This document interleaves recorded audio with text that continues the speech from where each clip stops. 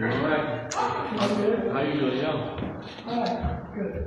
Okay? Morning, Young. I forgot to come over there. Oh, okay. We just want to. Yeah. A little bit. It's kind of cold. Yeah, it is. I think it'll be cold next week. I don't do that in concrete. No.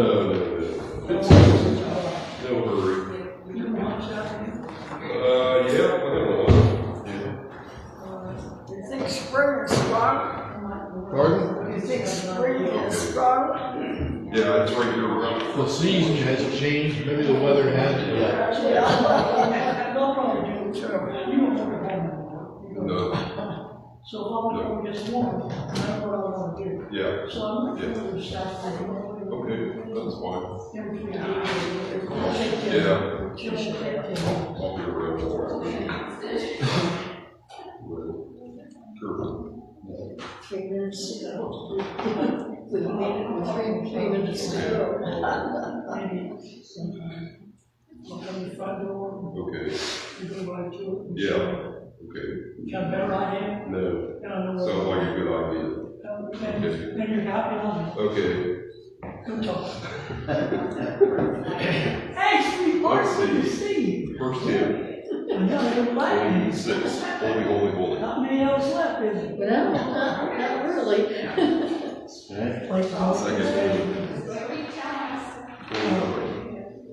You do. Yeah, the 17 members that were listed. We should try to talk to someone. Okay.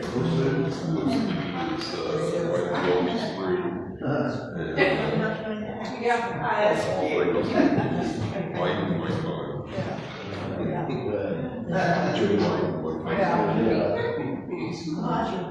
Well, that's true.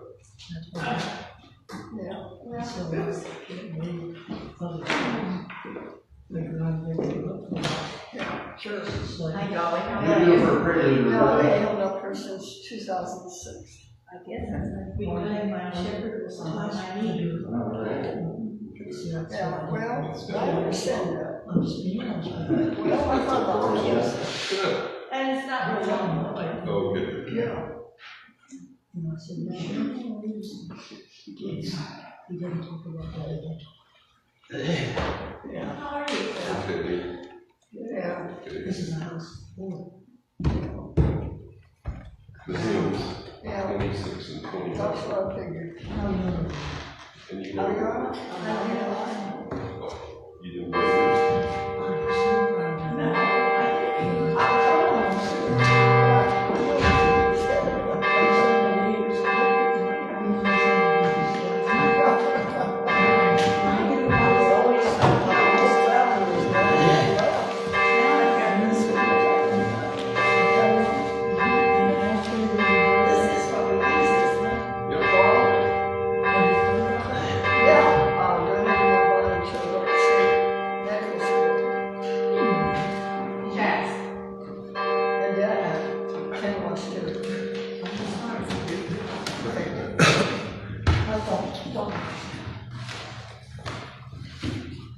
Okay, everybody find a seat, crowd in, scoot over, make room.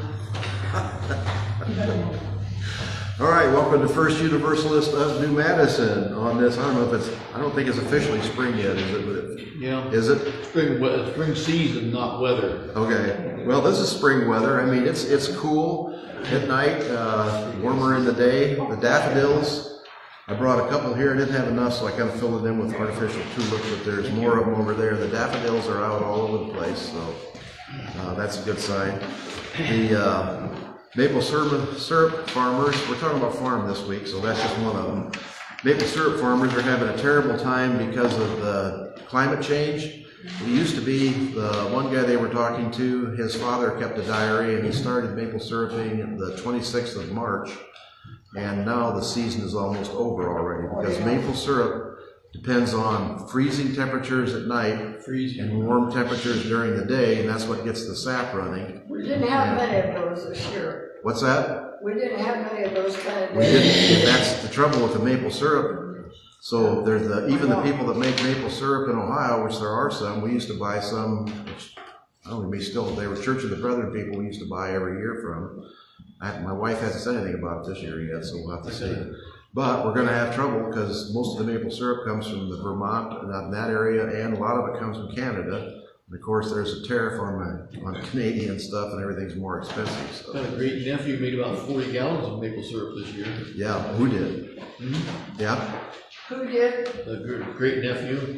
Oh, well. And it takes like 30 gallons of sap to get a gallon of maple At syrup. least. Yeah. Yes, I used to make some maple syrup. we did, and we were, this was years ago when we first moved on the farm.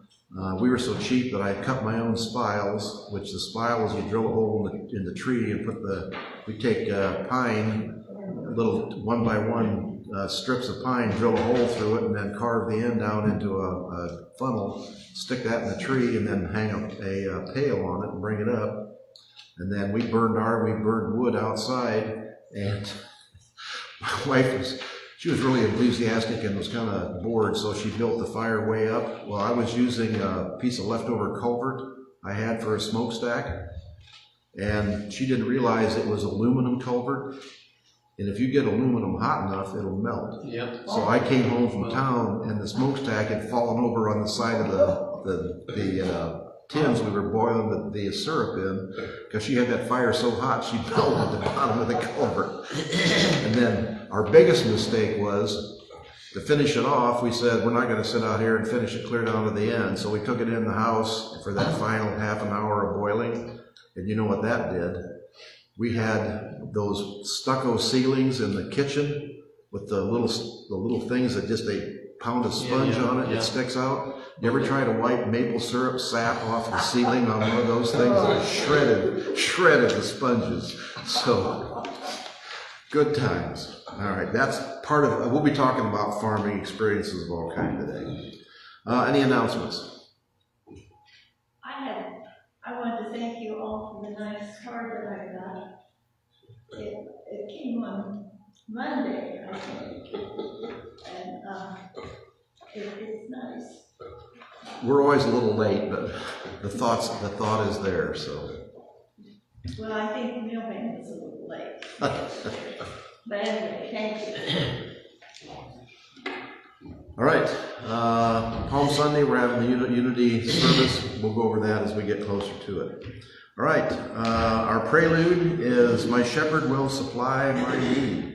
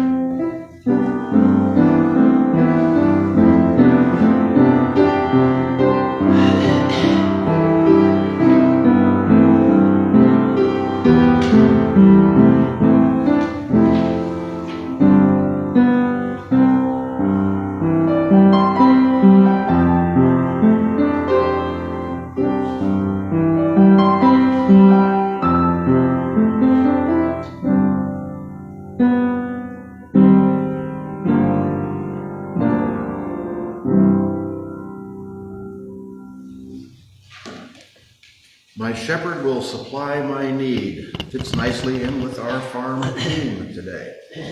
Chalice lighting, light is returning. A gnarled tree in sunlight, around us light is returning. It rekindles the spirit of life in the skeletons of trees. It brings forth new shoots from the soil. It wakes us from our winter slumber and invites us to see what lies beyond. We light this chalice in the spirit of our earth's awakening and to reaffirm our commitment to the value of our home. That's by Kate McPhee. Our opening hymn is number 26, Holy, Holy, Holy.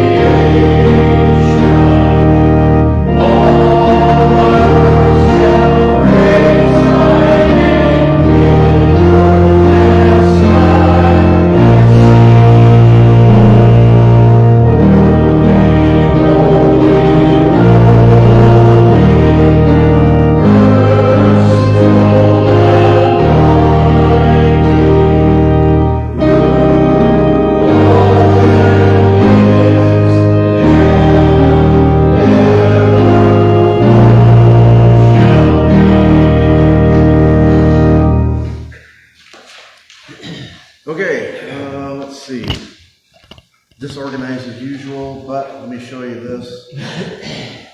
This is to prove my bona fides as a farmer. This is a picture from years and years and years ago. I think I told you that's my John Deere 70, and I think I told you about turkey lurkey. The two turkeys we bought a turkey pullets for Thanksgiving and Christmas, raised them up, and we actually butchered the one for Thanksgiving and had that one, but the one for Christmas became a pet.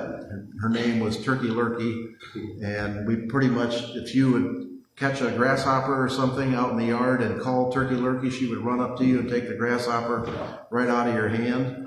My wife took her to show and tell at the kids' elementary school. They had never really seen a live turkey before, so she carried the turkey up and down the aisle between the seats and let the kids pet him.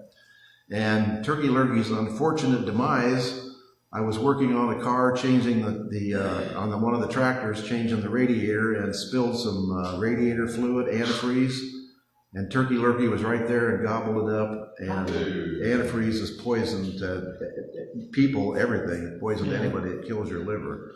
So that was the end of Turkey Lurkey.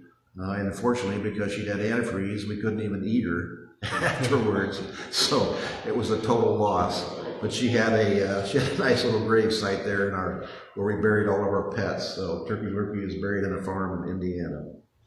All right, let's see. Affirmation. A prayer addressing all hungers. We are hungry. We are eating our daily bread and bowing our heads, yet we are hungry. We are thanking the farmer and the farm worker, and yet we are hungry. We are speaking in spaces for food that is healthy, and still we are hungry. We are tiring of slogans that say, feed the children, and mean feed the children leftovers. We are hungry for something that feeds more than bodies. We are hungry for help. Help us, O you who apportion the funds. Fill in your hearts the child who you were, who would share with a friend. Free and friendly, lead us not into meanness, for we are hungry.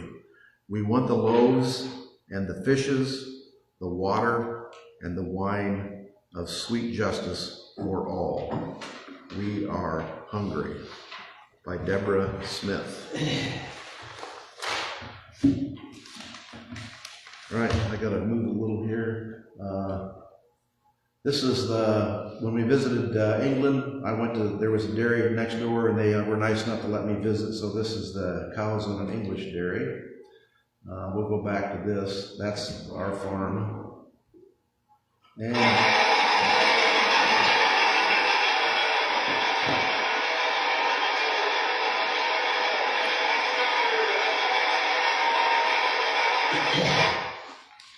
this, I'll show it to you again.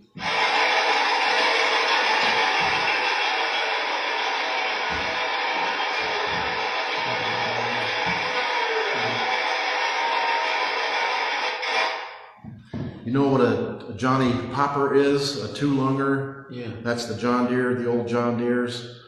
That's what we started with in the 60s when I started farming. That was a John Deere 70, and that was a 494 planter. And you can see by the planter, it ran on chains and sprockets and gears, and it had a fertilizer tank, was the big cross tank in the front, and then those little round pods where the corn seed went in. And in those days, seed corn came in rounds, squares, rectangles. The seeds weren't literally in rectangles, but they were different shapes. So you had to have a little dial that fit in the bottom of the seed bin that went around that dropped the seeds in one at a time.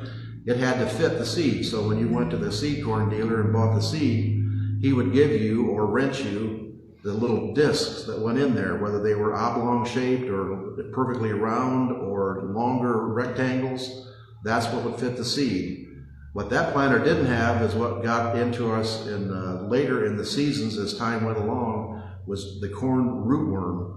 We had to put an insecticide down in the row to kill the rootworm. So there was an additional box we added on the back end. So it was a pretty complicated contraption with chains and belts and gears running everywhere. But compare that to what you see on the road today. Yeah. That was 4 rows. And actually, when I started with 2 rows, and we graduated to 4 rows and thought we were doing pretty good. The farmers around us that were professionals, that were big farmers, were farming 8 rows, and then they went to 12 rows. Now they're doing 24 and 36 rows. Yeah. You can't get past them on the road when they go down the road. This is kind of getting into what we're talking about, so let me go a little bit fast. I'll go back to that. Joys and concerns. Do we have any personal joys and concerns? Tara, travel mercies for Tara, my wife. She's in Florida. Her one sister's died. She has 2 sisters left, so every year they go to Florida for a week. And a ladybug. And just have a time with the sisters together. They rent an Airbnb on the coast somewhere. I think they're on the Gulf Coast. I don't even know. You know, that's how modern things have changed. We're talking about transitions here. In the old days, you had to know what hotel they were going to, what the phone number was, and everything else. Now, I have her cell phone number. It doesn't matter where she is. It's just like if she's at the mall or down across the street or in Florida, it's the same thing to reach her. So, they're building family relations, continuing family relations, and I'm home alone with the dog and the cats. So, all right, Israel. If you've seen the Israel has broken the truce, and they are bombing Gaza Strip again. Over 400 people killed, mostly, well, we don't know. Lots of them were women and children. So things have not improved. The Hamas is not releasing the hostages, and Israel says they were going to try and wipe everybody out. So we are still looking at basically ethnic cleansing. They have removed 40,000 people from part of the Gaza Strip, and they're telling them they are not going to be allowed to go back, even if the peace is established and even with everything changes. They're not going to allow those people back, which basically means they are cleaning out all the Arabs out of the ground that Israel claims, and I expect within the not too distant future, Israel will annex that ground and say it is part of Israel, which is to deprive people from their homeland is going to be another problem lasting eternity. Everybody teaches their children that this is unfair and they should rise up against it, and it goes from generation to generation to generation with no end in sight. Ukraine, they're talking to, none of my batteries are working here.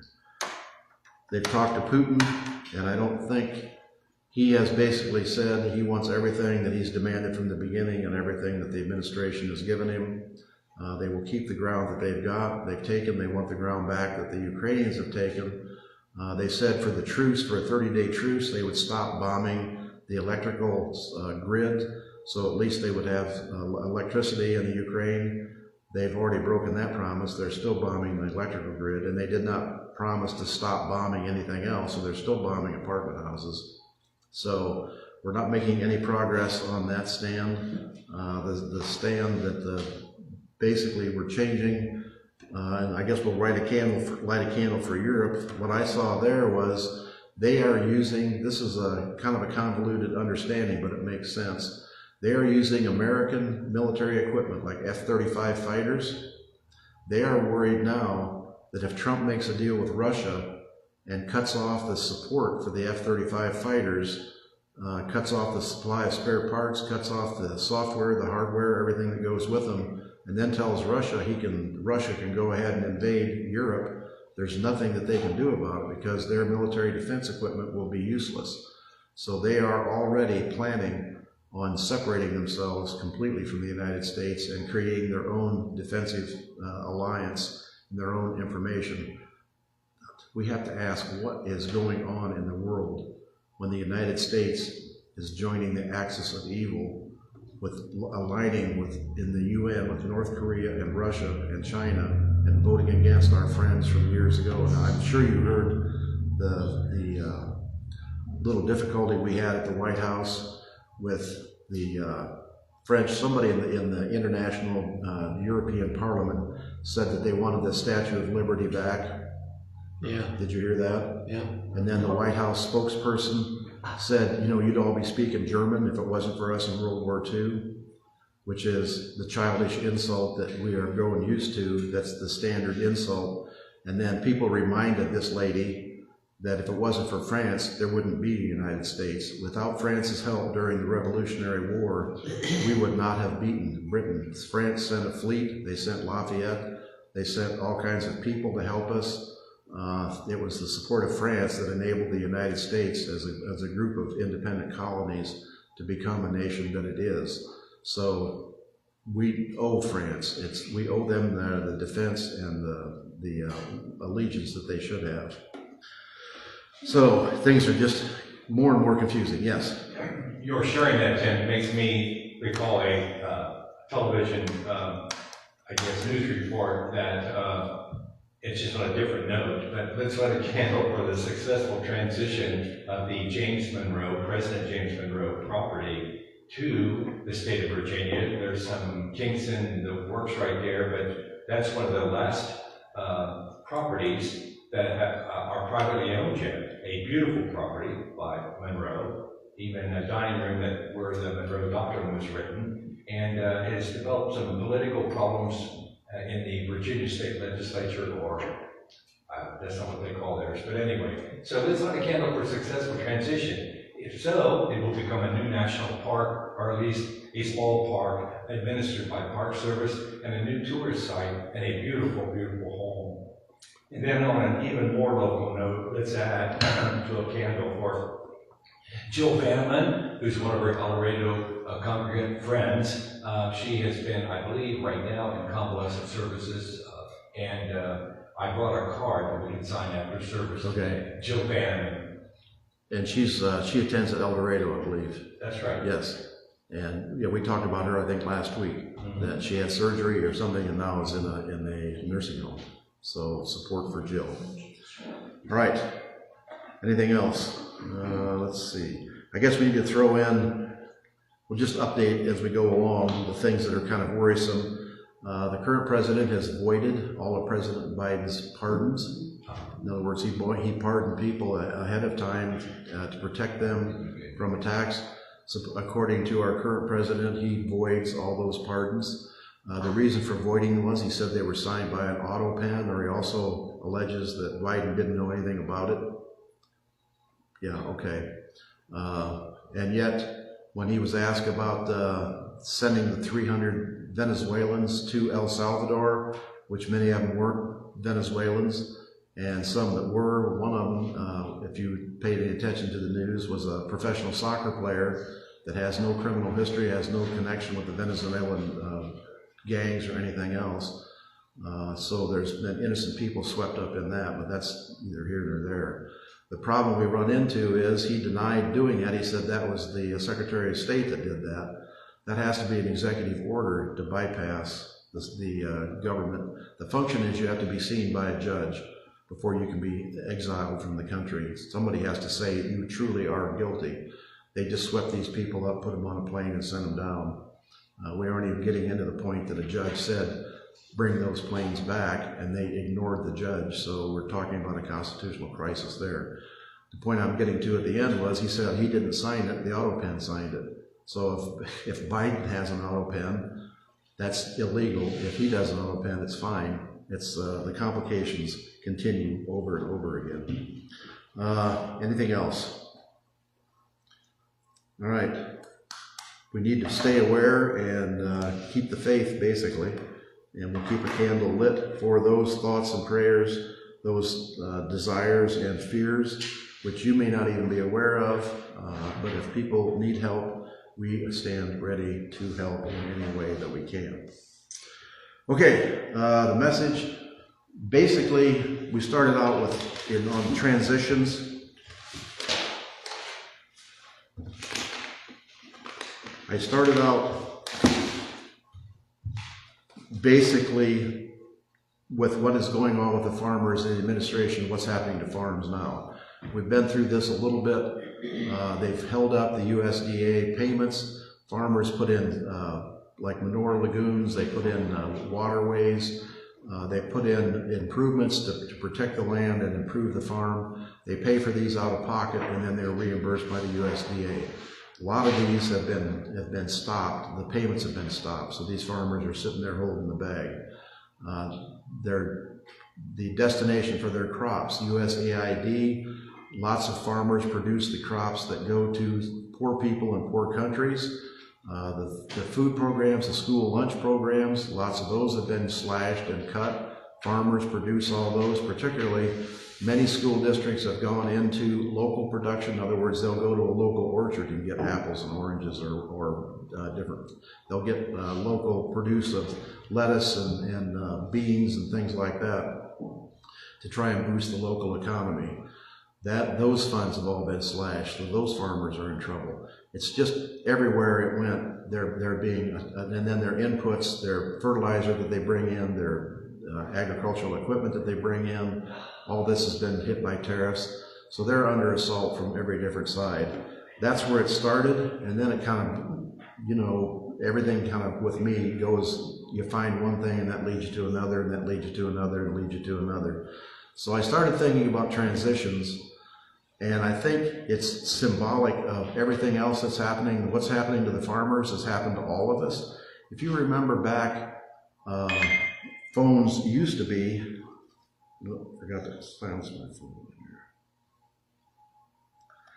Phones used to be, you picked up the phone, talked to the operator, and I can still remember my number in Auburn, Indiana, 270. When I was like 7 years old, you picked up the operator when I was at the library and said, I want to call my mom. 270 is the number.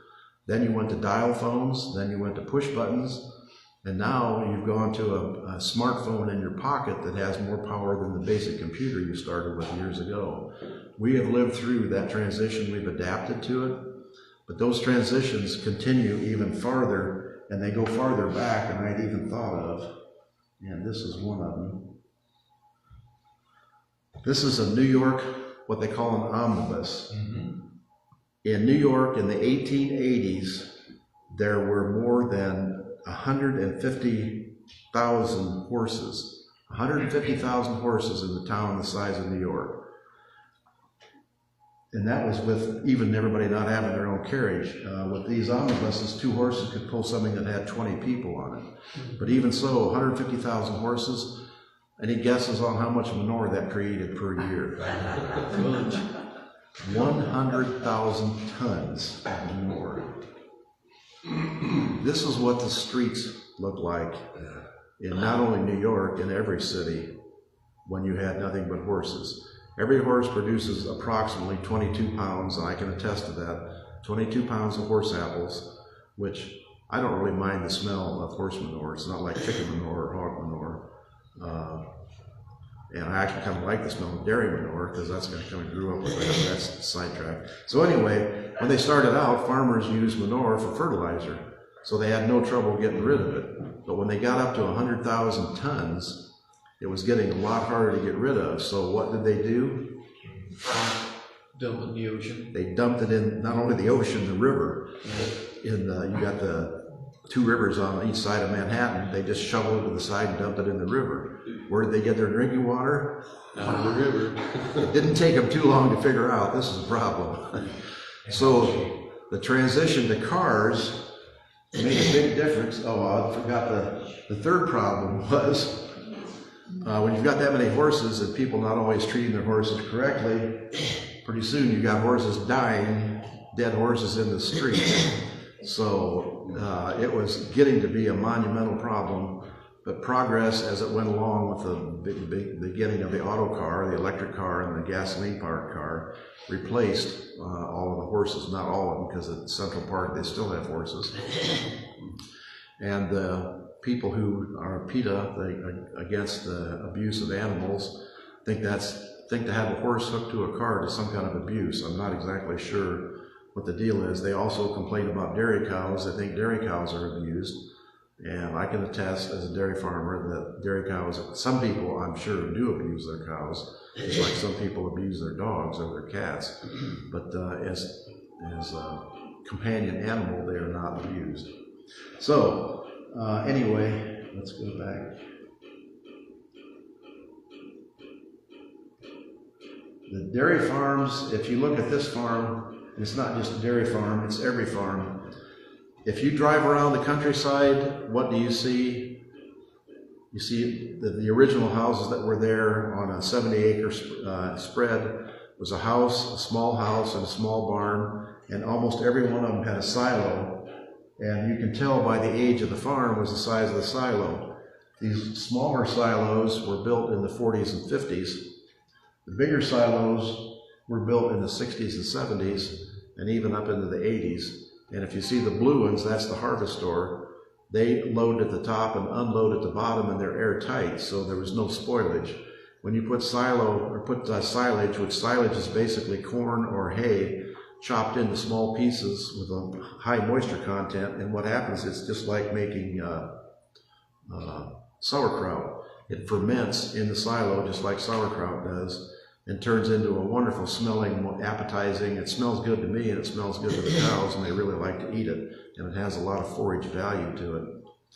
The harvest stores were airtight, so there was no spoilage whatsoever. On a regular silo, everything along the outside edge tended to spoil, and the top layer spoiled until you started using it. In other words, you filled the silo in September and October, and you didn't always start using it right away. We actually did, so we didn't have that much spoilage. But the original silos, these concrete stave silos, had an unloader at the top. You had to crawl up there and take the doors out and lower the unloader down, and it went around in a circle and chewed off the silage and blew it out into the chute. But every time you had to change the doors. The harvest stores, you didn't do anything. You just turned it on at the bottom, and the weight of the silage pushed down the chute. So, but they were a lot more expensive. But anyway, what you saw was every farm, almost every farm has a small silo. What does that mean? Almost every farm had dairy cattle. They started out with 5 or 6 and 7 or 8, and then they went to 10, and they went to 11. When they started out, they milked by hand. When we started milking, we milked our first cow, and I had a picture of Florence, and I couldn't find it. That was our first cow. We bought 1 cow to milk for us and the foster children. We milked her by hand. And then we ended up buying a dairy farm that had a 6 milking parlor. 6 is 6 stalls on each side, where the cows come in and line up side by side with their butts all going to a central opening where you put the milking machines on. So we could do 6 at a time, and basically it's 12 at a time. We could milk 50 cows in an hour, which is pretty fast. But when we started with 1 cow and started selling our milk to County Line Cheese, which was just down the road from us, I don't know if you remember County Line Cheese, we sold canned milk. We had a bulk, like a milk can, and then the truck would come pick the cans up and take them and leave us the empty cans. And when you milked, you'd milk into a milker, and then you would pour it through a filter into the can. We soon went, because once you got enough cows, we went to bulk tanks, which the milk runs through a pipeline, goes through a filter and into a big bulk tank. And the milk truck, and you've seen those running down the road, they're just big tanker trucks, would come and pump it out and take it to the dairy. You still made cheese out of it. But that's the way, and that was a transition. When these farmers started out with these small farms, everybody milked in a can. Everybody lived on 70 or 80 acres, and farming was part of the lifeblood of this country. This country was mostly farmers when we started out. The transitions were the same thing with the Industrial Revolution. Pretty soon, farmers couldn't make enough money farming by themselves, so they got a job in town. So they would farm on their off hours, on the weekends, at nights. The family would help. But farming was the love of all these people that lived in the country, and they just worked their city job to make enough money to be able to afford to farm. Then it got to be where the spouse got a job. The spouse got the city job. That provided the insurance, and that provided the cash flow to keep the farm running, and the husband worked in town and also did the farming. Then pretty soon the kids decided they didn't want to do that anymore, and that's where we've ended up today. Today the average age of a farmer is 60 years old. It's unbelievable. And a lot of farms, there's like 70-year-old people are running it. But the way a farm works and the way a farm looks has gotten completely changed through this transition. There's almost 1.3 million farmers are now at or beyond retirement age, while there are just 300,000 farmers under the age of 35. 300,000 under the age of 35. In 8 years, the U.S. has moved from 200 to over 300 cows per herd. In the 1980s, when I farmed, the average herd was 87 to 100. And by 2017, it had moved to 1,300. And in 1980, there were 250,000 dairy farms, and that's now down to 150,000. That many dairy farms have disappeared. The averages for dairy farms are kind of skewed because in California, even actually in Ohio, it's not unusual to have a dairy farm with 1,000, 2,000, 3,000, even up to 5,000 cows in a dairy farm. They have automatic milking parlors where the cows come in, the computers milk them automatically. They're still overseen by people, but 1 or 2 people can milk like 1,000 cows in 2 or 3 hours. That's totally unusual, totally a transition from what farming used to be when farmers had hands-on appreciation, and each of their animals had a name, each of their animals had a personality, and each of those animals was taken care of like a member of the family. The average farm income in 223, the average farm income, which includes income from off farmers, was forecast to increase to 239,000. That was in Canada, and the reason I bring Canada up is there is, let me go down to, this is a picture of a dairy farm in Canada. He's called Farmer Tim, just by coincidence. He has a Facebook thing, which I follow. He has 50 cows on his farm, and he makes a living with 50 cows. Now, his wife works in town, so it's not completely on that. But there's a difference between the Canadian system and the American system, and actually it's the European system. They value their farms, they value their farmers, and they value the small industry that keeps it separate.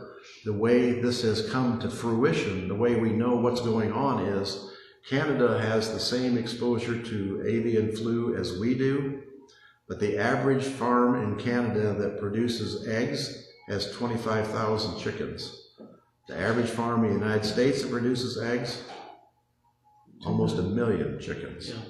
So when a farm in the United States gets avian flu and they kill every one of those chickens, and it takes time to replace those chickens, you're suffering a tremendous shortage of eggs because there's no chickens left. In Canada, which also, because it's in the United States, it's a corporate-run business. The corporations, and we'll talk about that in a minute, consolidation is what's happened.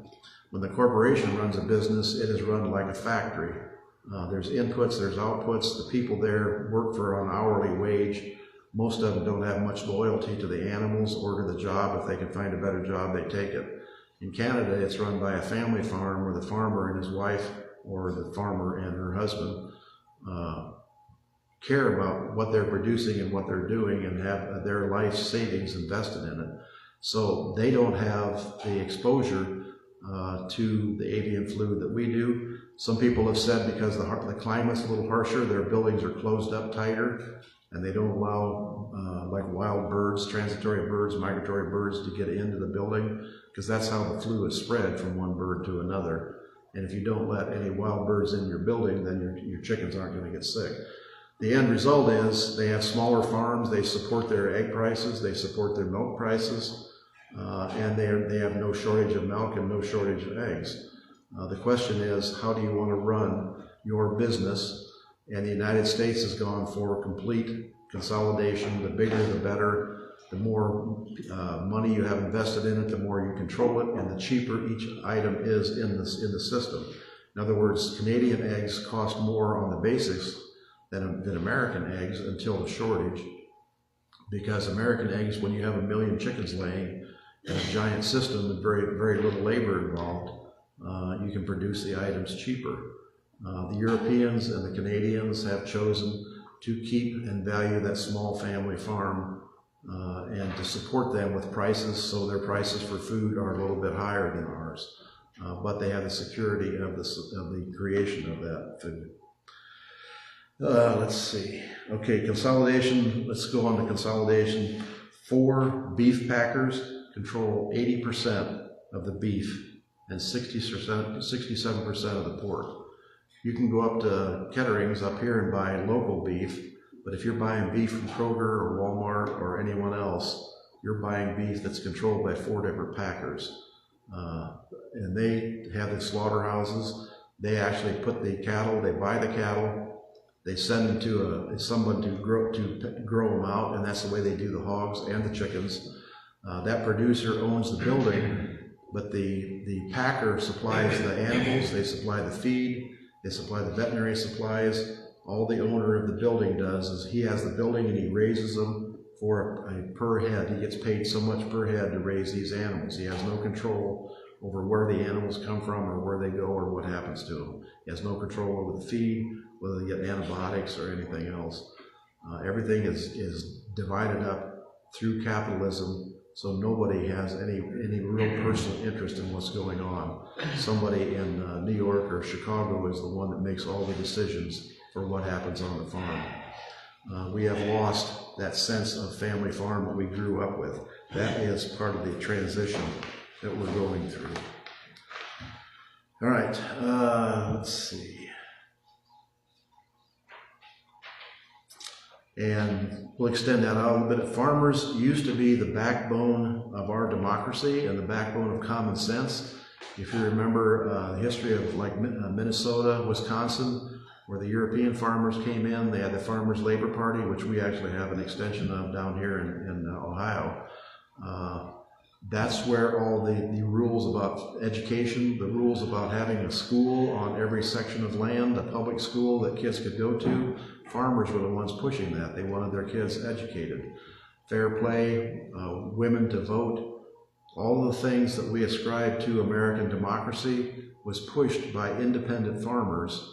And the more those farmers have disappeared, the more, and this is my correlation, the more democracy has disappeared.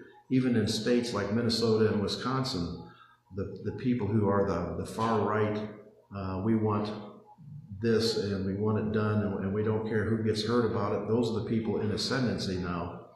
And that is, I think, change because we are losing the small farm, that aptitude, that attitude that says independence, help your neighbor, be a part of the socialization, be a part of the community, go to church on Sunday, send your kids to school, go to the Little League, and be a part of that community. That's disappearing. These towns are basically dying on the vine because nobody is employed in farming anymore. When you have a 36-row planter, and now they run by computer and GPS, you really don't even have to have a person in the tractor cab. If you look at the YouTube stories, which I follow on the computer, a lot of times they've got their 14 or 15-year-old daughters sitting in the tractor cab, basically just monitoring what's going on. It doesn't take any talent anymore to be the actual farmer, other than the fact that you have to manage the computer and manage the business. We've talked about that before, how big farms are getting. The 2,000, 3,000 acre farms are now becoming the average. Okay. I think that's just about where I'm going to end up.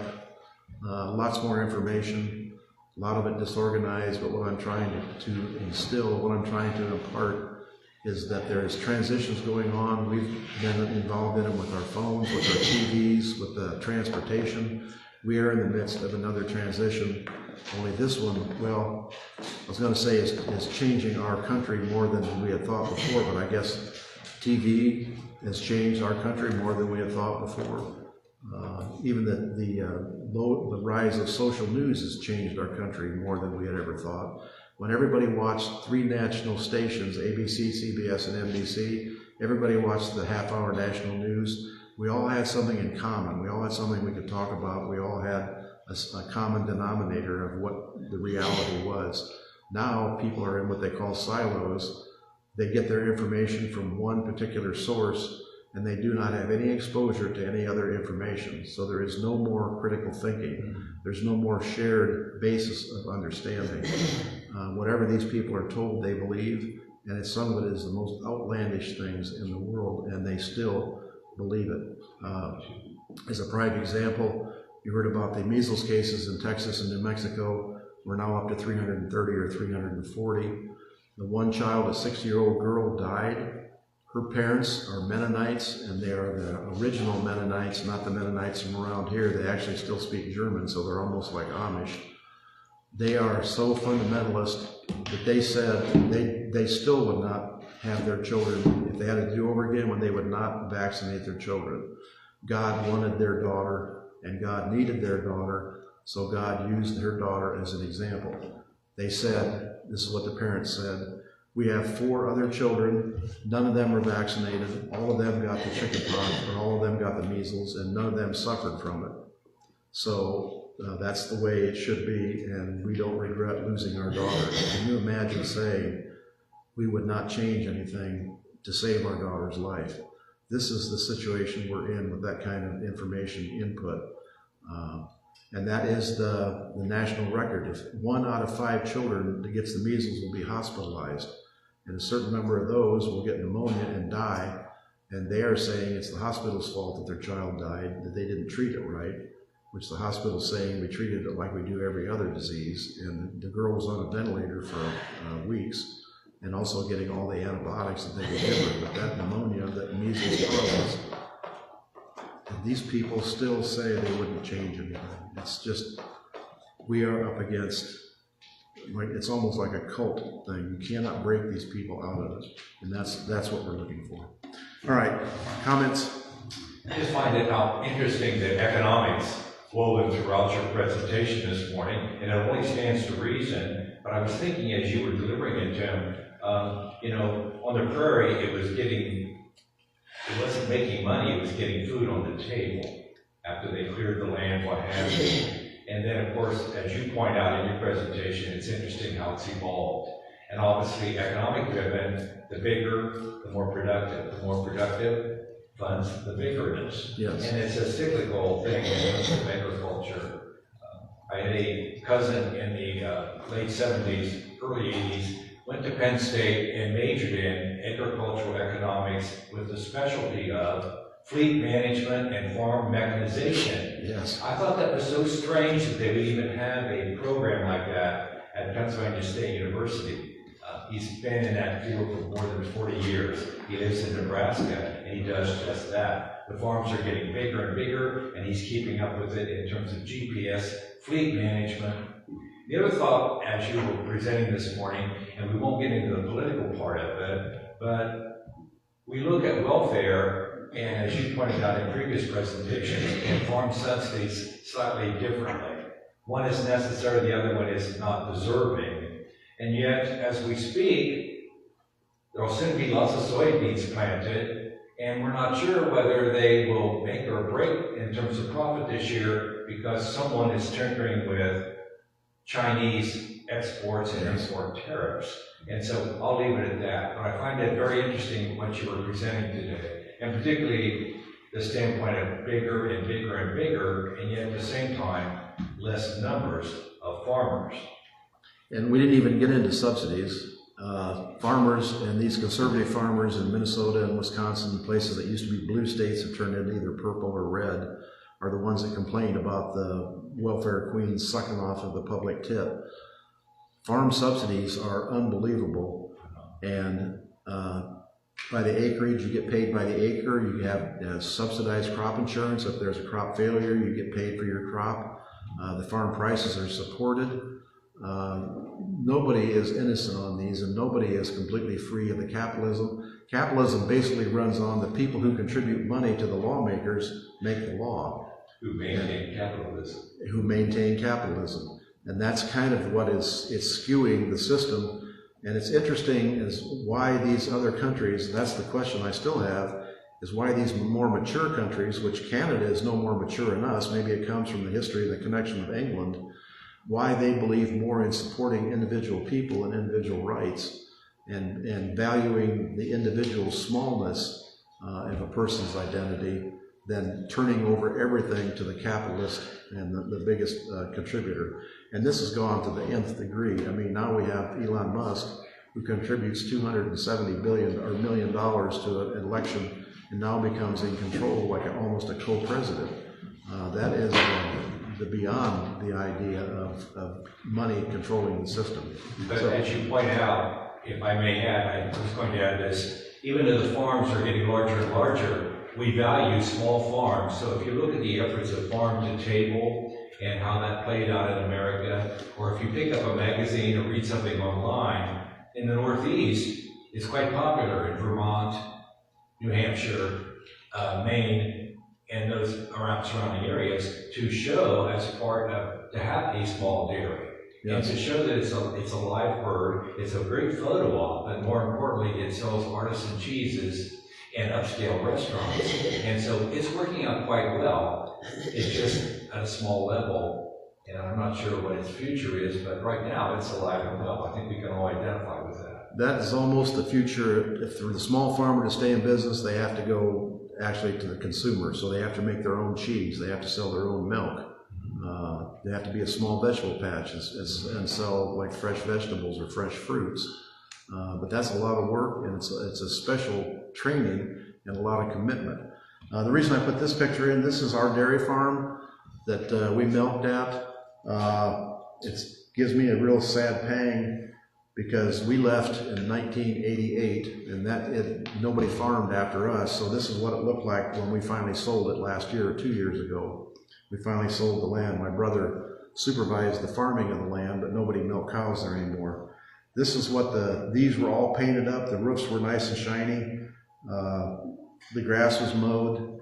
That big gap you see at the end of the building, that's where the bulk tank, we started out with a small 300-gallon bulk tank and ended up with a 600-gallon bulk tank that was so big that it stuck out the end of the building. You may have seen that in some dairy farms as you go along here, where they build the building around the bulk tank because it's too big to fit inside. Like I say, we milked 50 cows, had 100 cows, had a little feedlot, fed out the other cows. We had 2 other silos beside that we would fill. We raised a lot of foster kids there, raised our kids there. There still is nothing like a farm family being raised on the farm. I'm really grateful and thankful that we had that experience, but I think we were part of that last, we talk about that, part of that last generation to be able to experience that. People that grow up in a family farm now grow up with this giant machinery and everything automated, and they still have some relation to their livestock. They still have a favorite cow or a favorite dog or a favorite pig, but it's not like it was, like they always say, it's not like it was in the old days. Okay. I have a question. How many acres was in that farm? That farm, we started out with 15 acres. I bought another 10, but altogether we had 300 acres. But it was spread out in different, because we had one farm in Auburn, Indiana, and one farm in Spencerville, Indiana. And I didn't buy all these. My dad was a veterinarian and made good money and invested his money in farm ground. So he bought farms here and there, and he's the one that actually financed us to buy this farm. And then we bought it from him eventually, and then inherited most of the rest of it. But I bought the extra 10 acres that we bought there. In those days, I paid $1,000 an acre. This is in 1970 something, $1,000 an acre for farm ground. We sold this farm ground for almost $40,000 an acre. It was unbelievable. But it's not bought as a farm. It's on the Allen-DeKalb County line, and it's a housing development is what it's going to be. I'm sure if I went back now, none of this would be there. It would all be leveled and cleared off, and there'd be $300,000 or $400,000 houses built on them. And you hear about this, we're losing all this farm ground to windmills and to solar things. We're not losing it to windmills and solar, we're losing it to people building their houses in the country. I mean, if you drive along a country road, it's houses, houses, houses, and there might be a farm field behind it. So don't complain to me and don't say that's a rationale, it's not to have solar because you're losing your farm ground. That's just, once again, there's no critical thinking going on. These people don't think through what they're being told. They just regurgitate it like something they've been fed through a stomach tube. Okay. Where are we here?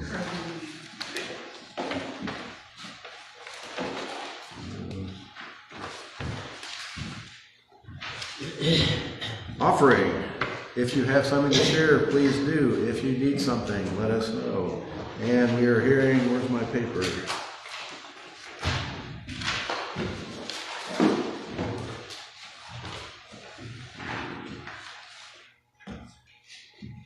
Biding my time. Perfect.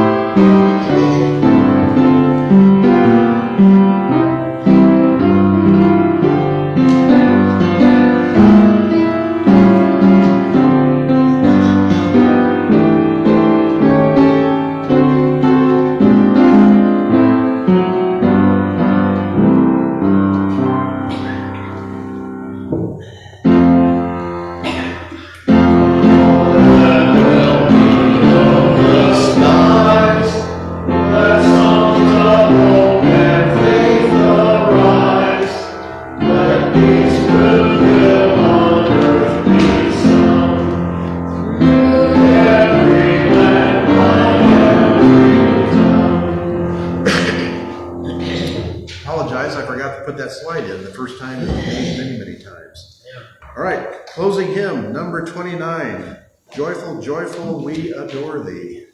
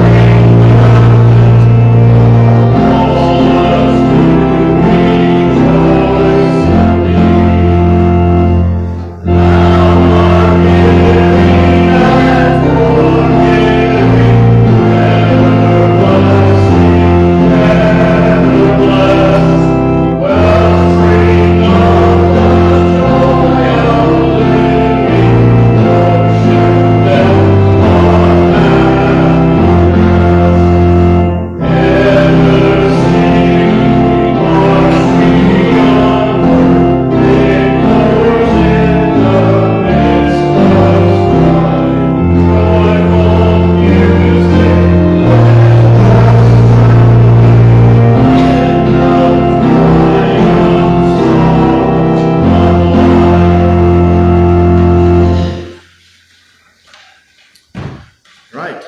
Be a branch of the tree of life. Our eyes and minds turn now toward the ordinary. Leaving this space made sacred by our presence, take with you at least some seed of understanding, hope, and courage, and drop it into the confusion of the world. Nourish the seed that it may grow as a tree of life, giving shelter to the weary and hope to the despairing. Be yourself a branch of the tree of life. Amen. It's by Norman B. Naylor. Our postlude is Might As Well Be Spring. Might as well.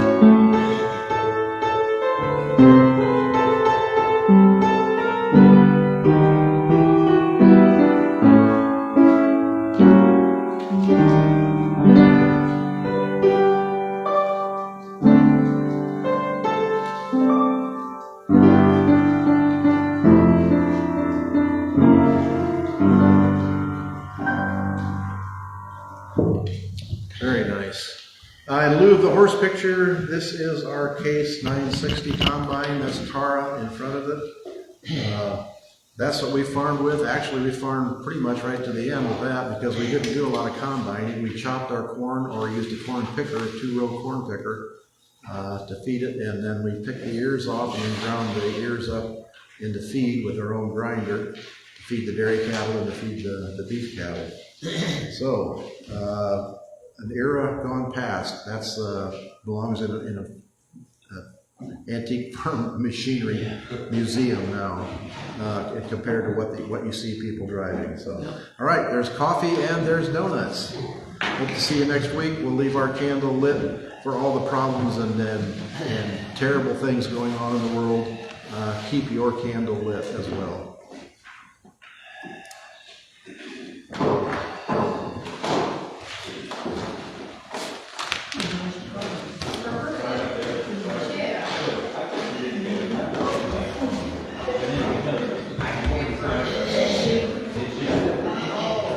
So she told me.